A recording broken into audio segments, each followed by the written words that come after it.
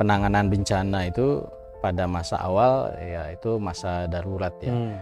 Kebutuhan makanan, minuman ya, tempat mereka tinggal sementara, tempat pengungsian ya, tenda-tenda, kemudian juga ya kalau sekarang mungkin akses komunikasi ya, kelistrikan, itu awal. Tapi selama di pengungsian ini kan mereka akan menghadapi situasi kehidupan yang baru kan.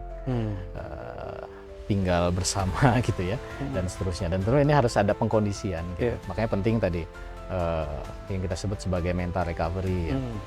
Disitulah dengan pendekatan keislaman kita masuk, kita jelaskan tentang masalah takdir, tentang masalah keimanan terhadap ketetapan Allah, tapi di sisi lain juga kita berikan mindset bahwa ya kita harus move on ya, dan tentu di sini kita juga butuh kerjasama dengan berbagai pihak ya. Kita juga buka komunikasi ya, bagaimana perencanaan pemerintah terkait dengan penanganan pasca bencana misalkan, sehingga kita juga bisa berikan gambaran gitu ya, bahwa nanti pasca bencana itu harus seperti apa gitu. Tidak hanya medan yang berat, tapi juga ini masalah komunikasi. Ya mereka harus nunggu listrik nyala dan kadang kan pakai genset ya, itu gantian. Kadang sinyal juga luplep gitu ya. Kita juga sedang support beberapa supporting komunikasi ya, baik genset, kemudian juga panel solar ya, tenaga listrik. Makanya dengan pendekatan keislaman itu akan membangun kesadaran baru ya, sehingga pemahaman dia terhadap bencana itu menjadi benar gitu, tidak fatalis gitu ya, tidak putus asa gitu. Dan itu yang kita saksikan ya.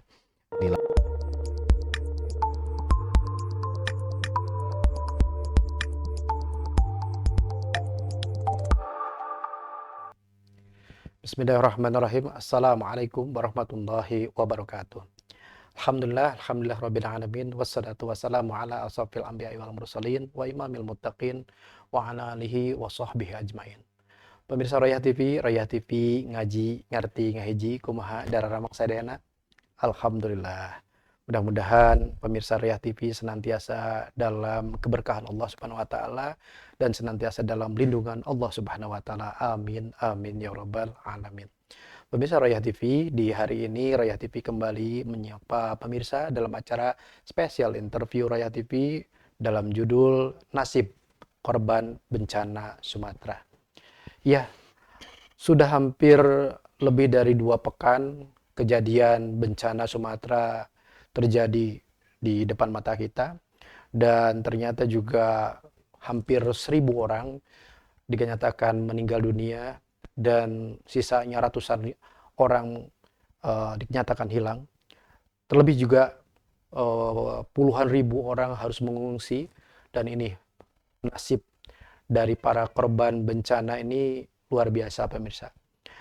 Di antara mereka ada yang putus komunikasi, ada yang putus transportasi, bahkan sampai hari ini ada yang di antara mereka itu juga kesulitan untuk dilacak keberadaannya di mana, dikarenakan memang mereka mengungsi ke daerah-daerah terpencil, ke bukit-bukit atau ke gunung-gunung pemirsa. Pemirsa, di hari ini kita akan bahas tentang nasib dari para korban bencana Sumatera, baik itu di Provinsi Aceh, Sumatera Utara maupun Sumatera Barat. Dengan siapa? Mari pemirsa, jangan kemana-mana, tetap di spesial interview Royah TV.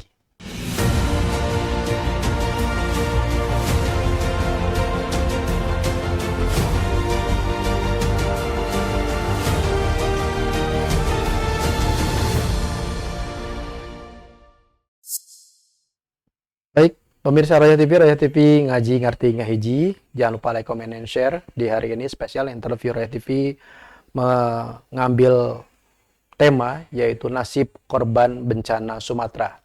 Bersama siapa? Bersama dengan Ustadz Budi Mulyana. Assalamualaikum Ustadz. Assalamualaikum warahmatullahi wabarakatuh. Masya Allah. Alhamdulillah sudah bisa hadir di Royah TV. Alhamdulillah. Baik, Ustadz pakai rompi baru. Rompi lama. Rompi lama sebetulnya rompi ya. Lapangan. Rompi lapangan ya. Itu tulisannya ISN Ustadz. Ya. Islam Selamatkan Negeri. Baik. Nah, ini menarik. Selama ini Ustadz hadir di Royah TV sebagai pengamat dunia internasional. Sekarang sebagai ISN, Islam Selamatkan Negeri. Bisa diceritakan Ustadz, Islam Selamatan Negeri itu apa dan bagaimana kiprahnya selama ini? Tafadhal Ustaz. Iya, Assalamualaikum warahmatullahi wabarakatuh. Waalaikumsalam Pemirsa warahmatullahi. Royal TV ya. Jadi memang saya akademisi ya, tapi saya juga bergabung di komunitas yang bergerak di bidang kemanusiaan ya, filantropi yang namanya Islam Selamatkan Negeri. Iya.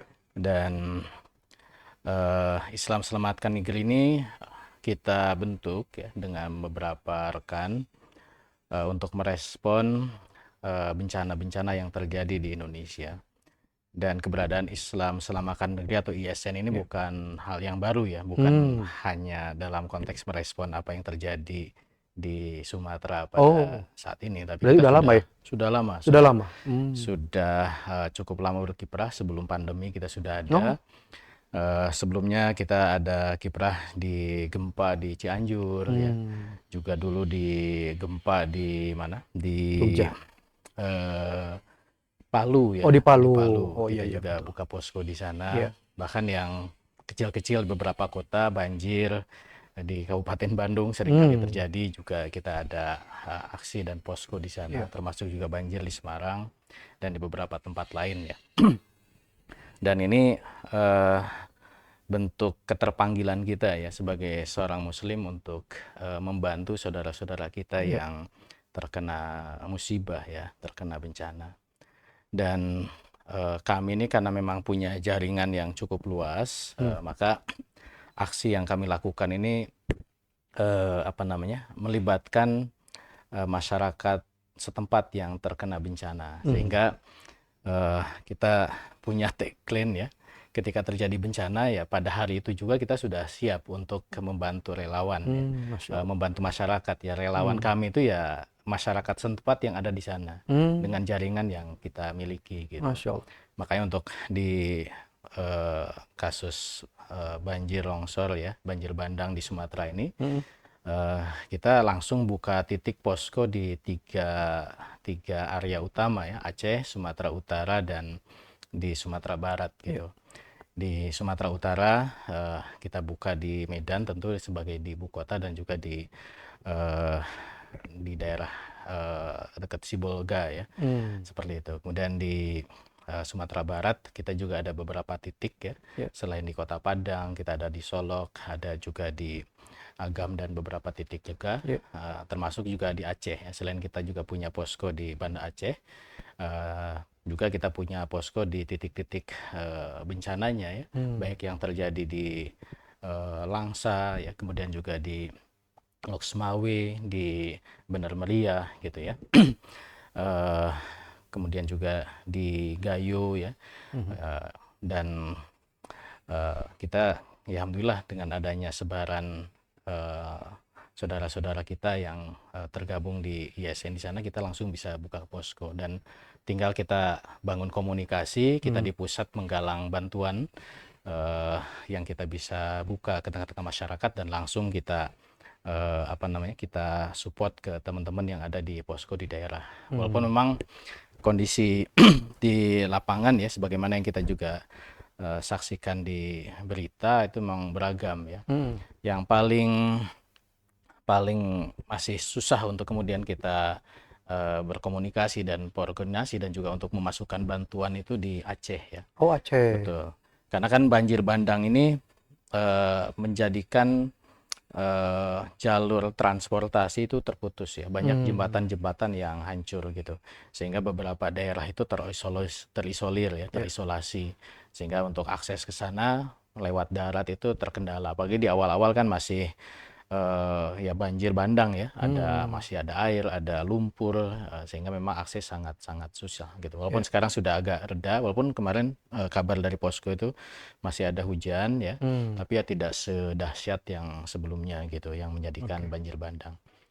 Nah, untuk Medan sendiri kalau di kota kan tidak terlalu besar ya, tapi yang di daerah Tapanuli itu yang memang cukup ini. Tapanuli. Betul. Tapi untuk yang di Sumatera Barat relatif kita bantuan sudah bisa masuk. Nah, ini yang Aceh nih.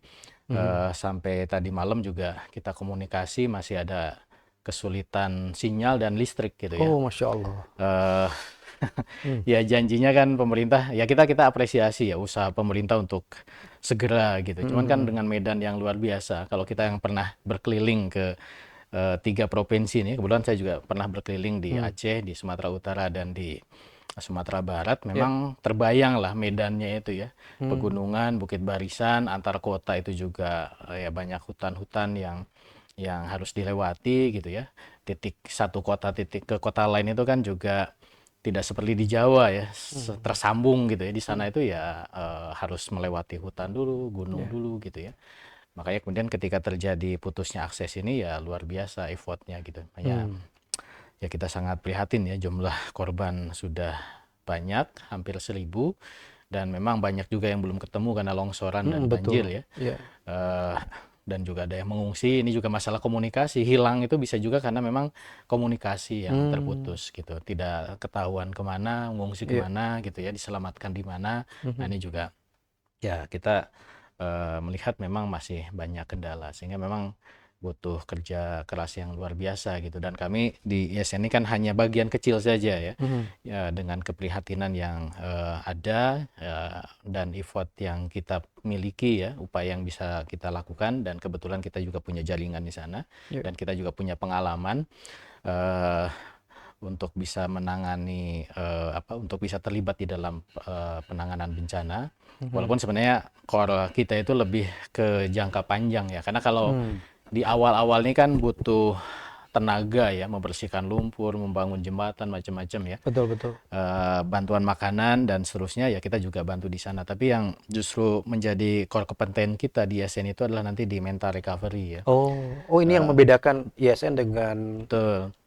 filantropi yang lain ya. Makanya kita itu Hmm. akan menghitung ini level kebencanaan itu berapa berapa besar ya. Oke. Eh, Kalau misalkan banjir sehari 2 hari surut, ya mungkin YSN juga tidak terlalu banyak berkiprah di sana, hanya berikan Hmm. bantuan yang memang kita bisa support ya. Karena surut ya masyarakat akhirnya kembali lagi ke aktivitas keseharian ya. Betul.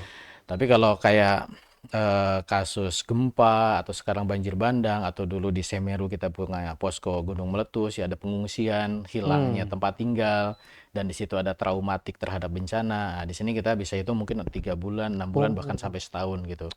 Nah, makanya di sini pola iya, iya. pendampingan kita juga tidak hanya sekedar memberikan bantuan material ya, Hmm. makanan, minuman, pakaian, dan seterusnya.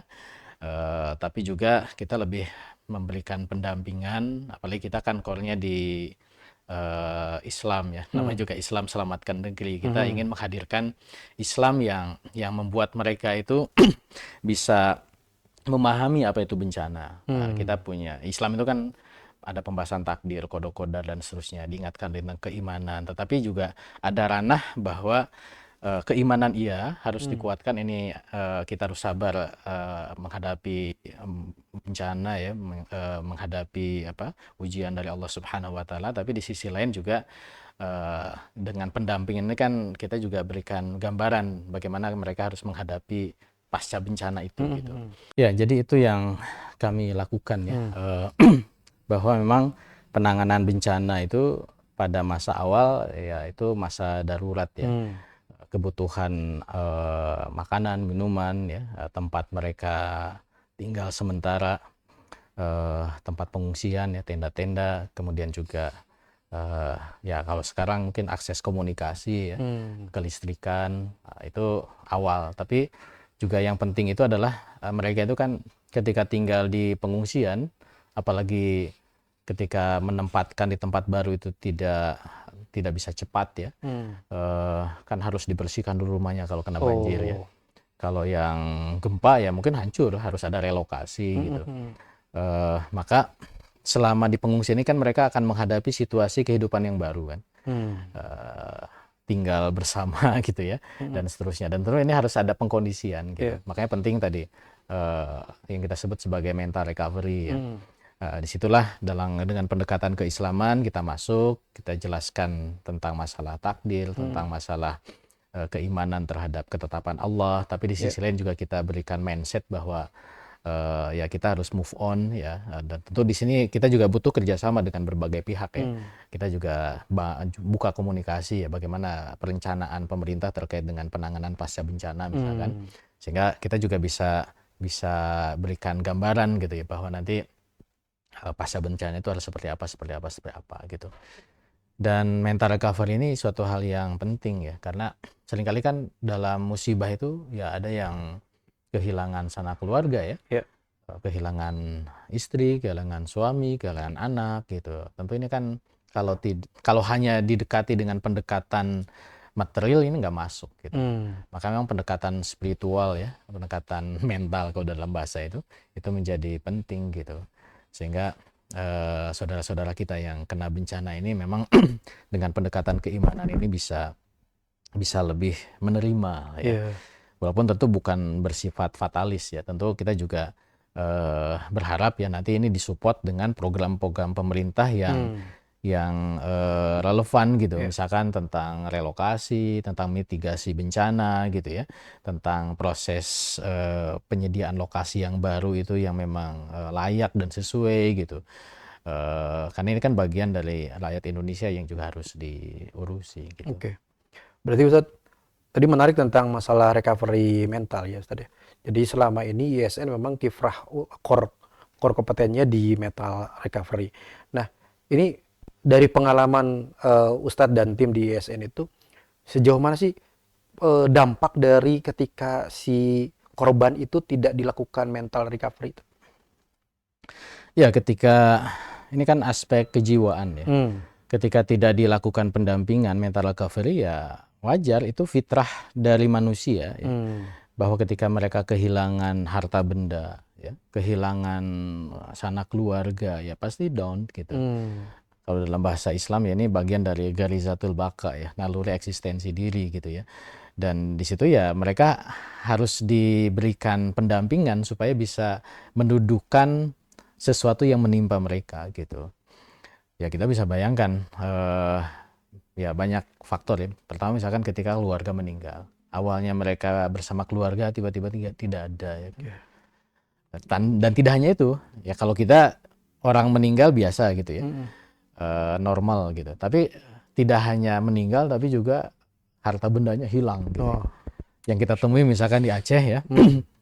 ya sudah surut, cuman kan yang awalnya sawah itu jadi lumpur semua gitu. Ya masih menatap dengan wajah yang kosong gitu. Ini mata pencaharian dia. Masih belum kebayang saya harus gimana ketika sawah ini menjadi lumpur gitu. Dan ini kan butuh pendampingan ya. Betul. Untuk bisa memberikan pemahaman dan juga nanti komunikasi dengan pemerintah. Kita tunggu apa program dari pemerintah, apakah relokasi, apakah mungkin nanti ada bantuan untuk untuk produksi baru dan seterusnya ya. Semestinya harusnya ada gitu. Dan kita berharap memang pemerintah juga siap ya untuk itu gitu. Kalau kami kan ya tadi saya sampaikan kita hanya membantu dalam hal-hal yang kecil-kecil saja gitu. Justru ini menjadi core-nya pemerintah dalam penanganan bencana secara luas gitu. Dan yang namanya mental recovery bukan hanya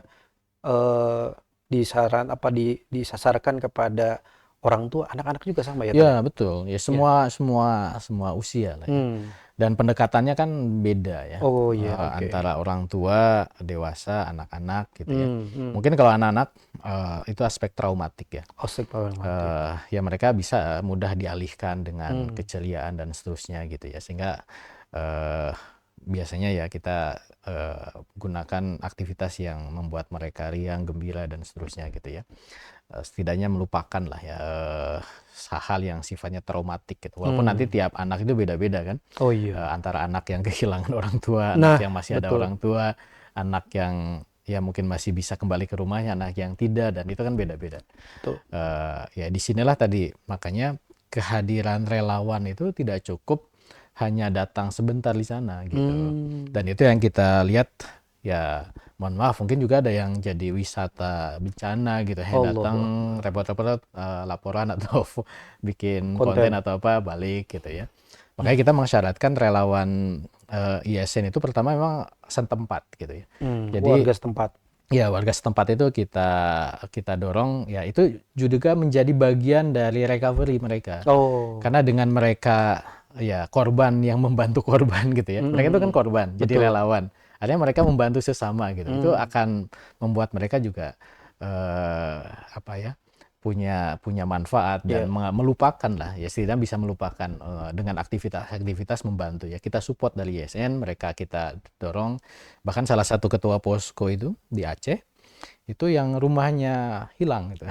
Oh, korban betul ya? Betul, rumahnya itu Allahu hilang. Akbar. Tapi dia siap jadi ketua posko di sana. Masya Luar biasa Allah. gitu. Dan itu membuat ya itu jadi tersibukan dan ya mudah-mudahan itu juga bagian dari recovery mental ya bagi yang bersangkutan. Ya, kita Betul-betul. apresiasi luar biasa.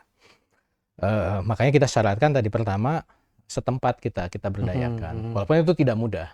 Karena kan tadi mereka kan mengalami traumatik, kehilangan macam-macam, masih bersedih lah kok disuruh membantu gitu. Tapi itu cara kita juga tentu yang sudah dekat dengan komunitas ISN ya, yang memang mereka siap juga, kita tidak paksa gitu.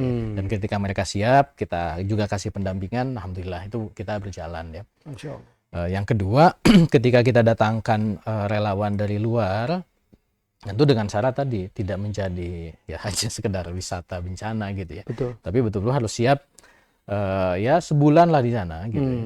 Sehingga ketika datang itu sudah bisa melakukan pemetaan masalah ya, kemudian memahami situasi kondisi gitu.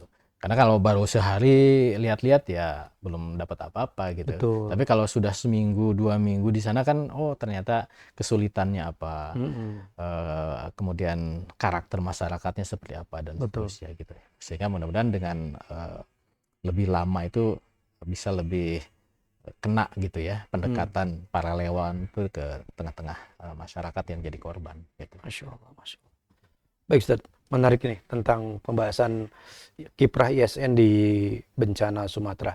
Kita akan mendengarkan Ustadz laporan dari tim Ustadz yang ada di lapangan dari Aceh dan dari Sumatera Barat Ustadz. Betul. Baik, namun ini di segmen yang kedua. Terima kasih Ustadz. Ya. Baik, pemirsa Roya TV ngaji ngerti ngaji apa yang disampaikan oleh Ustadz Budi Mulyana sebagai salah satu dari ketua ISN Islam Selamatkan Negeri menyampaikan kepada kita semua kiprah dari ISN dari bencana ke bencana ya, termasuk juga bencana yang terakhir kemarin yaitu bencana Sumatera. ISN punya core kompetensi di recovery mental atau mental recovery, dan ini tentunya bukan pekerjaan mudah pemirsa ya. Kenapa? Karena ini pekerjaan yang terus bisa mendampingi para korban untuk bisa dipulihkan kembali mentalnya. Bisa kita bayangkan pemirsa bagaimana korban-korban di sana yang sudah kehilangan mata pencaharian, kehilangan harta benda, bahkan juga ada yang kehilangan istri dan anak-anaknya, bapak dan ibunya. Allahu Akbar ya. Baik pemirsa, kita akan sama-sama mendengarkan nanti bagaimana laporan dari tim yang ada di tempat bencana, ya tim dari ISN. Oleh karena itu pemirsa jangan kemana-mana, tetap di Special Interview Roya TV.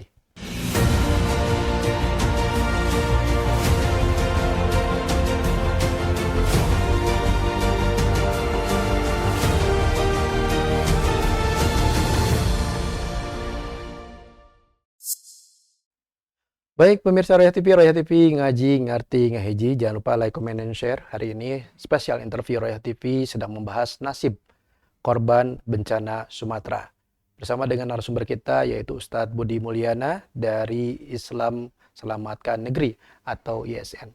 Pemirsa, sebagaimana tadi disampaikan di segmen yang pertama, kita di segmen yang kedua ini akan mendengarkan bagaimana reportase dari tim ISN yang ada yang pertama adalah yang ada di Loksmawe Aceh, yaitu Ustadz Reja. Ustadz Reja akan menyampaikan kepada kita semua bagaimana kondisi yang ada di Loksmawe Aceh dan juga berikut dengan korban-korban yang ada di sana. Baik, kita akan tersambung dengan Ustadz Reja. Baik, kita sama-sama dengarkan laporan dari reportase dari Ustadz Reja, Ketua Posko ISN Loksmawe Aceh. Assalamualaikum pemirsa Roya TV, saya Eja, tim ISN Islam Selamatkan Negeri. Saat ini saya sedang berada di Posko ISN Kota Loksmawe. Hingga hari ini dapat kami kabarkan bahwa situasi terupdate kondisi para korban sekitar Loksmawe, khususnya Aceh Utara, itu masih banyak sekali titik-titik lokasi yang memprihatinkan. Di Aceh Utara saja lebih dari 390.000 jiwa tercatat terdampak langsung, dengan ratusan ribu lainnya harus mengungsi. Bahkan per 13 Desember hari ini, itu sudah tercatat 154 orang meninggal dunia, dengan 921 orang mengalami luka-luka. Dan dari hasil terjun ke lapangan langsung, kami juga mendapatkan data bahwa yang menjadi kebutuhan mendesak para korban saat ini adalah kebutuhan logistik berkelanjutan, tenda pengungsian, serta kebutuhan pakaian, tim medis, dan obat-obatan. Nah, untuk ISN sendiri, khususnya di seluruh Aceh, kami telah mendirikan posko yang beroperasi di 6 titik, Ustadz. Nah, satu posko utama itu terletak di Banda Aceh, dan 5 posko lainnya itu terletak di lokasi terdampak langsung bencana, Ustadz. Ada di Lok Sumawe, Bener Meriah, Takengon, Langsa, dan Gayolus. Demikian, saya Bang Eja melaporkan dari Lok Sumawe, yaitu tim posko ISN Aceh Lok Sumawe. Saya kembalikan ke studio. Baik, terima kasih Ustadz Reja dari posko Lok Sumawe, posko ISN Lok Sumawe Aceh yang sudah melaporkan kepada kita semua. Masya Allah, luar biasa ya apa yang disampaikan oleh beliau. Berikutnya pemirsa, kita akan sama-sama mendengarkan kembali reportase dari Ustadz Abdul Malik, yaitu dari posko Sumatera Barat. Beliau akan menyampaikan kepada kita bagaimana kondisi yang ada di sana, baik itu kondisi cuaca dan sebagainya, termasuk juga kondisi korban. Baik pemirsa, mari kita sama-sama ikuti bagaimana reportase dari Ustadz Abdul Malik, posko ISN Sumatera Barat. Assalamualaikum warahmatullahi wabarakatuh. Pemirsa Roya TV yang dirahmati Allah Subhanahu wa taala. Pada saat sekarang ini kami berada di lokasi bencana Pelambayan, Kabupaten Agam, tepatannya di Nagari Selerehayi di Sawah Rawi. Sebagaimana yang bisa pemirsa saksikan bahwasanya banjir bandang yang terjadi di Kelambayan beberapa waktu tadi cukup parah, sehingga sebagaimana yang kita saksikan terutama bahwasanya banyak rumah yang hancur. Menurut data BMKG, rumah yang hancur itu rusak berat diperkirakan lebih kurang 260 buah rumah. Perlu juga kami sampaikan bahwasanya korban yang meninggal dunia pada bencana alam banjir bandang di Pelambayan ini teman-teman yang baru ditemukan sebanyak 132 orang meninggal dunia. Sementara itu masih ada sebanyak 46 orang yang belum ditemukan dan juga ada 17 orang yang tidak teridentifikasi. Kami informasikan inilah salah satu kampung yang hilang di Jorong Subarang Ayi, Tenaga Salare Ayi Timur, yang merupakan akibat daripada bencana alam yang terjadi beberapa waktu lalu di Kecamatan Tenambalo. Pada saat sekarang ini kami dan ISN merupakan salah satu elemen daripada lembaga swadaya masyarakat dalam penanggulangan bencana alam ini. Kami sudah melakukan beberapa agenda program. Yang pertama diantaranya kami melakukan pemahaman, mudah-mudahan dengan pemahaman ini kita lebih percaya diri dalam menghadapi kehidupan ini, dan juga kami melakukan bantuan sembako berupa boras, berupa telur, dan minyak, dan juga bantuan sembako yang lainnya. Pemirsa Roya TV yang dirahmati Allah Subhanahu wa taala, saya Abdul Malik yang merupakan tim posko penanggulangan bencana ISN di Pelambayan ini melaporkan pada hari ini. Terima kasih. Assalamualaikum warahmatullahi wabarakatuh. Baik, terima kasih Ustadz Abdul Malik yang sudah melaporkan kepada kita semua bagaimana kondisi korban dan juga kondisi yang ada di sana, yaitu di Sumatera Barat ya. Baik Ustadz, tadi yang disampaikan oleh dua reportase kita menggambarkan bahwa kondisi korban ya sampai hari ini itu belum dalam kondisi yang baik-baik saja tentunya ya, dan ini termasuk juga cuaca masih ada hujan dan sebagainya ini. Nah ini bagaimana Ustaz, ada pesan-pesan yang disampaikan kepada para relawan yang ada di Aceh atau Sumatera Barat atau Sumatera Utara? Tafadhol Ustaz. Ya, ya subhanallah ya, masalah teman-teman di sana ini luar biasa tegarnya ya. Tadi saya sudah gambarkan bahwa mereka itu juga adalah korban yang menjadi relawan. Ini bagian dari mental recovery mereka, dan insyaallah ya kita sama-sama doakan ya, mudah-mudahan mereka tetap semangat, diberikan kesehatan ya, dan amanah juga menyampaikan bantuan-bantuan yang dititipkan melalui ISN ya. Walaupun memang itu tidak mudah. Kemarin juga kita dapat berita karena kan akses ke contoh misalkan di Aceh ya, akses itu kan terputus. Dari Medan alhamdulillah kita bisa tembus ke Langsa ya. Karena kan kalau kita lihat jarak ke Langsa itu Aceh Utara itu lebih mudah dari Medan daripada dari Banda. Itu jauh ya. Gitu. Jadi posisinya lebih dekat sana. Tetapi ketika mau dikirimkan bantuan itu ke arah Loksmawe, ke arah Aceh Tengah itu memang tidak mudah karena tadi ada jembatan-jembatan yang putus gitu. Dan tidak hanya itu, yang menyulitkan itu adalah komunikasi gitu.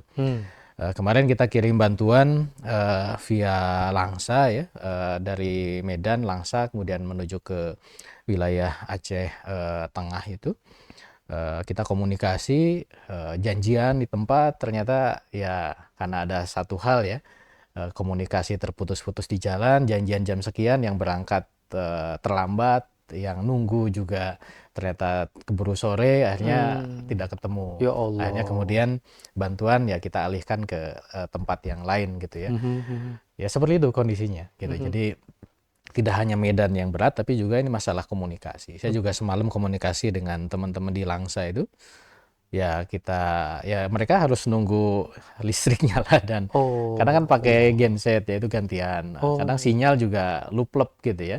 Saya nanya kapan, dijawab kapan gitu ya. Walaupun ada komunikasi tapi tidak mudah gitu ya. Kayak kita juga sedang support beberapa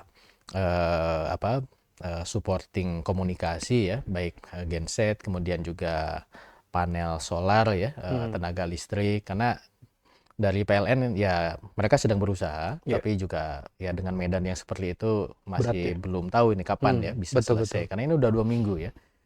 Kalau komunikasi sebenarnya ya masalahnya di listriknya gitu. Sinyalnya itu terputus ya. Sudah ada beberapa pemancar pemancar cadangan gitu ya.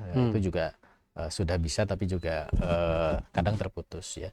Ada produk via satelit ini juga ternyata tidak mobile juga, tidak seperti yang kita bayangkan bisa mobile ya, tetap harus di satu titik juga gitu. Ini juga tidak mudah ya. Memang ini masalah kebencanaan ini kan masalah yang harus mendapatkan perhatian serius ya. Apalagi Indonesia ini kan negara yang ya ini takdir dari Allah ya.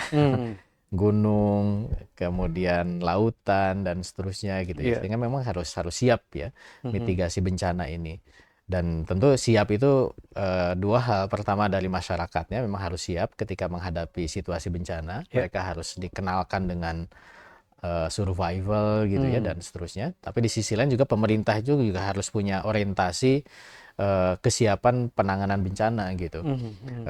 Betul sudah ada Badan Nasional Penanganan Bencana ya, tapi ya butuh dikuatkan lagi sehingga tidak gagap gitu ya ketika terjadi bencana itu gitu. Dan kesiapan dari supporting itu terutama kan dari TNI, polisi gitu ya, aparat yang lain. Itu kan yang mereka siap di komando gitu. Betul. Tapi ketika di lapangan itu tidak mudah gitu ya. Karena kan di situ harus ada komunikasi lintas instansi, komunikasi dengan masyarakat gitu. Karena ya masyarakat itu korban, mereka lelah, capek gitu, lapar gitu ya. Ketika dibuat regulasi-regulasi yang tidak fleksibel, ini juga jadi di lapangan jadi susah gitu, jadi serba sulit gitu. Dan itu terjadi gitu. Betul. Makanya di sini memang mindset tentang penanganan bencana itu juga penting, masyarakatnya juga di pemerintahnya gitu. Betul. Tadi Pak Nari kita sebelum kita ke penanganan pemerintah ya, itu di ISN sendiri kan kondisi di lapangan tuh tadi harus punya fleksibilitas yang tinggi dan sebagainya tuh ya. Itu ada nggak tim ahlinya gitu di ISN itu untuk recovery atau untuk penanganan bencana, mitigasi bencana? Iya, kita punya tim dokter ya. Ini sedang kita mau siapkan tim dokter untuk berangkat ke sana. Kemudian juga ya untuk mental recovery tentu para ustadz ya, para asatidz. Kita juga kerjasama dengan berbagai pesantren yang ada. Oh. Ini juga sedang kita galang Oke. siapa yang siap. Kita sedang listing ya, kesiapan berapa lama, nanti kita penempatan di sana seperti apa. Kita juga kerjasama dengan beberapa pesantren, para ustadz yang siap diterjunkan ke sana, dan itu biasanya kita gilir ya, karena kan mereka juga ada kewajiban di sini ya, mungkin 3 minggu atau sebulan nanti gantian penempatan dan seterusnya gitu ya. Nah, kemudian juga ya kalau penanganan di awal ya itulah tadi yang saya sampaikan bahwa ISN itu beberapa kali juga kita melakukan pelatihan internal relawan ya, untuk pemahaman tentang survival, penanganan yang sifatnya dasar ya, kebencanaan. Relawan kita lakukan pelatihan secara rutin juga. Tiap tahun kita adakan. Bukan berarti kita ingin bencana ya, tapi ya setiap payung sebelum hujan, sehingga relawan kita itu ya kalau kata orang Sunda poloho-poloho gitu. Ya namanya tempat bencana, dia kan jadi harapan gitu ya. Jangan jadi beban juga gitu. Datang ke sana dia harus jadi orang yang membantu gitu. Nah, iya, betul. Bukan malah jadi beban para korban di sana. Kita nggak mau ya itu seperti itu. Masya Allah. Ustadz, kita akan bahas tentang bagaimana kiprah pemerintah di tanggap bencana Sumatera ini, tapi di segmen yang kedua. Baik, terima kasih Ustadz Budi Mulyana. Apa yang disampaikan oleh Ustadz Budi Mulyana dan juga reportase tadi menggambarkan kepada kita senang bagaimana kondisi para korban yang ada di bencana Sumatera. Pemirsa, kita akan bahas pembicaraan berikutnya bersama dengan Ustadz Budi Mulyana di segmen yang ketiga tentang bagaimana tanggap bencana yang dilakukan oleh pemerintah sejauh ini. Oleh karena itu, jangan kemana-mana, tetap di Special Interview Roya TV.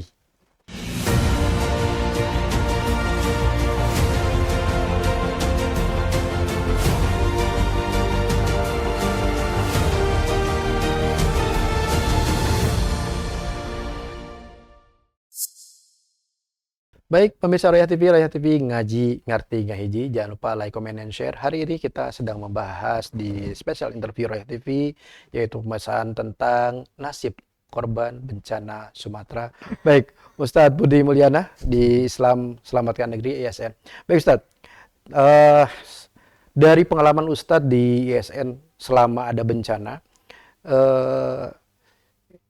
Ustadz pasti sudah berkali-kali bekerja sama dengan pemerintah gitu ya. Nah, untuk kasus Sumatera ini bagaimana penilaian Ustadz terhadap pemerintah? Apakah semakin lebih baik atau bagaimana? Tafadhol Ustadz. Ya, alhamdulillah. Ya, secara umum tentu pemerintah sebagai penanggung jawab ya, merespon bencana, ya pasti mereka melakukan gitu ya, baik pemerintah daerah ataupun pemerintah pusat gitu. Walaupun ya beberapa kejadian untuk kasus Aceh ini kan juga menarik ya, bagaimana ada bupati yang pergi umroh gitu ya Ketika bencana. Allah, dengan alasan sudah jadwalnya. Ya sudah jadwalnya dan dianggap bisa tertangani gitu, Ya karena kan dia di wilayah yang memang tidak terlalu terdampak terlalu serius, tapi kan ya ini masalah empati. Betul. Ya dalam situasi bencana gitu.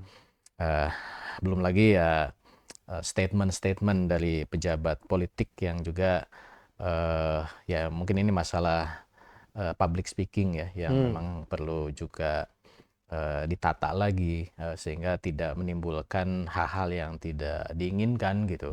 Menganggap bahwa bencana itu hanya heboh di media sosial, tidak kemudian di lapangan, padahal ketika di lapangan luar biasa ini gitu ya. Jadi belum ke lapangan sudah menyampaikan. Bisa lebih heboh dari medsos malah ya. Iya. Kondisinya kan luar biasa. Ya kalau sudah di sana itu Masya Allah ya. Iya. Saya aja yang baru dapat laporan sudah luar biasa Allah gitu. Apalagi yang di sana langsung ya merasakan gitu. Nah ini juga perlu ditata menurut saya masalah komunikasi publiknya gitu. Bahwa sudah ada upaya, saya juga lihat upaya sudah dilakukan dengan luar biasa. Ada teman-teman saya juga yang di aparat ya kemarin mengabarkan berangkat, dan ya ini di luar berita mainstream ya, menceritakan secara langsung pengalaman dia, ini luar biasa juga apa yang dilakukan oleh aparat gitu ya. Dan mereka juga sekarang kan mengkomunikasikan itulah, walaupun menurut saya juga ini penting untuk ditata agar tidak terjadi seolah bersaing antar instansi. Ini juga saya khawatir malah jadi ya mohon maaf misalkan kepolisian menonjolkan apa yang dilakukan polisi, tentara ya melakukan apa yang dilakukan tentara gitu. Padahal ini kan kerja bareng ya, kerja bareng Betul. gitu.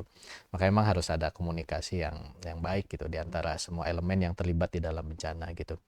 Dan yang lebih penting lagi adalah komunikasi politik gitu ya. Apalagi ini terjadi di Aceh ya.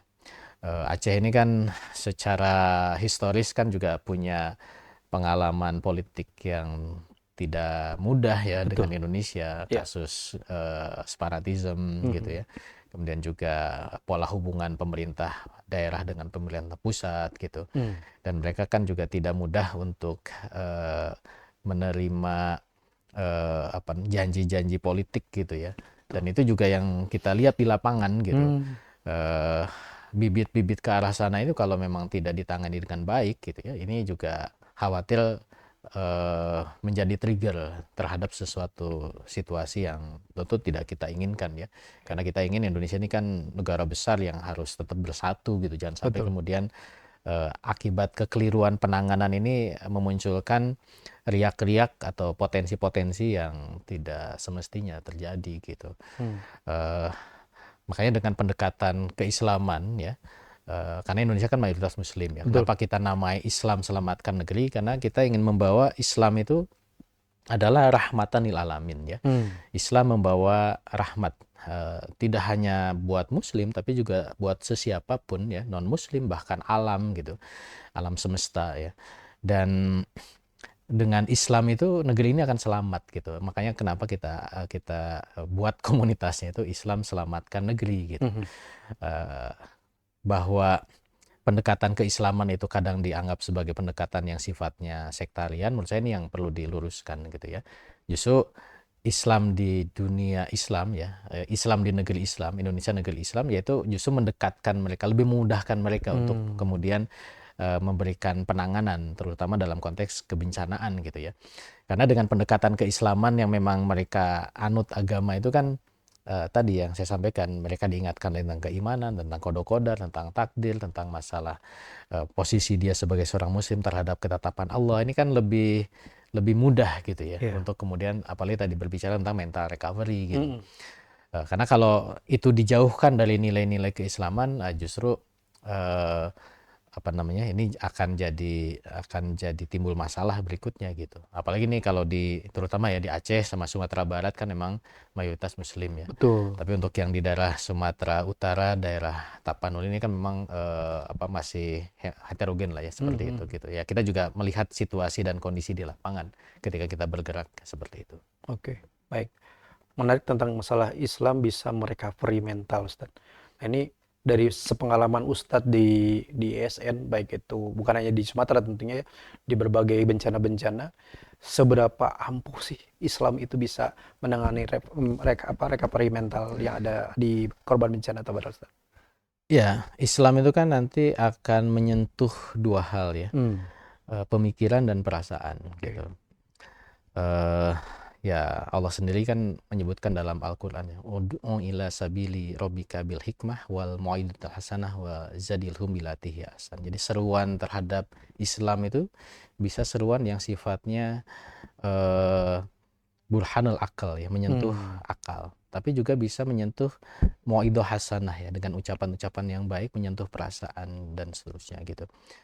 Makanya dengan pendekatan keislaman itu akan membangun kesadaran baru ya. Walaupun sudah muslim misalkan, dia membangun kesadaran baru tentang keislaman yang sudah dia anut misalkan.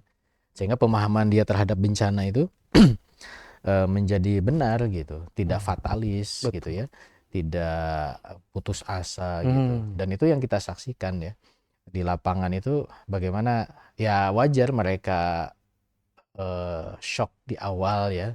Tapi ketika kita datangi, kita temui, akhirnya mereka tercerahkan gitu. Memang mereka akhirnya harus menerima kondisi ini dan mereka ini move on gitu. Dan itu yang juga kita lihat ya. Aceh itu kan dulu ketika tsunami kan luar biasa ya. Dan saya ke sana setelah tsunami itu ya bukan melupakan ya, itu jadi kejadian yang memang akhirnya mereka move on juga kan. Dan bisa hidup normal lagi gitu. Dan itu suatu konsep yang memang dalam Islam kan seperti itu gitu ya, bahwa khairihi wa syarrihi minallah. Baik atau buruknya itu kan Allah yang tetapkan gitu. Dalam pandangan manusia bencana ini buruk ya. Meninggalnya orang yang dekat itu nih buruk. Hilangnya harta benda itu dalam pandangan kita buruk ya. Tapi ya walau alam ya, karena khairi wa syarri minallah gitu. Bisa jadi itu adalah pembersih dosa, itu adalah ya banyak hal lah. Dengan perspektif keislaman itu membuat kita positive thinking ya terhadap kejadian yang dialami gitu. Nah inilah mental recovery yang kita tanamkan gitu. Makanya tadi yang saya sampaikan di awal, akhirnya juga korban itu menjadi relawan gitu ya. Mereka itu tidak larut dengan kesedihan, dengan kepedihan, tapi mereka juga tergerak untuk membantu gitu. Nah, ini luar biasa gitu, mental seorang muslim itu yang kita bangun seperti itu gitu. Masya Allah. Dan ya bencana ini insya Allah ada hikmahnya ya. Walaupun tadi satu sisi ini harus segera ditangani, dibantu dan seterusnya, tapi insya Allah ada hikmahnya. Menguatkan mental mereka, menyiapkan mereka untuk menatap masa depan yang lebih baik gitu ya. Bahkan mereka juga menjadi orang-orang yang nanti akan terdorong untuk membantu yang lain gitu ya. Tadi salah satunya menjadi relawan juga gitu. Insya Allah. Baik Ustadz, luar biasa pembahasan kita hari ini. Kita sudah sampai di ujung pembahasan. Apa Ustadz untuk menyampaikan closing statementnya kepada pemirsa Royah TV tentang termasuk juga kepada tim relawan yang ada di Sumatera sana, termasuk juga bagaimana caranya kalau misalkan di antara pemirsa Royah TV ada yang ingin turut memberikan bantuannya ke tim ISN. Tafadhol Ustaz. Ya, pertama ya kita sama-sama doakan ya korban yang mengalami bencana ini. Mudah-mudahan mereka diberikan kekuatan dan kesabaran dan menerima qada dari Allah dan bisa menatap masa depan yang lebih baik lagi. Walaupun itu tadi butuh support dari kita semua, dari pemerintah, sehingga mereka bisa menata gitu ya. Kemudian yang kedua ya untuk relawan ISN khususnya dan juga relawan yang lain yang terlibat di penanganan bencana ini ya, ini apresiasi yang luar biasa. Mereka meluangkan waktunya, tenaganya, pikirannya ya untuk membantu saudara-saudara kita yang berada dalam kesulitan secara langsung di lapangan, merasakan situasi yang ada di sana dengan penuh semangat, penuh pengorbanan luar biasa. Ya mudah-mudahan Allah balas dengan pahala yang berlipat ganda dan senantiasa diberikan kesehatan selama membantu para korban di sana. Amin.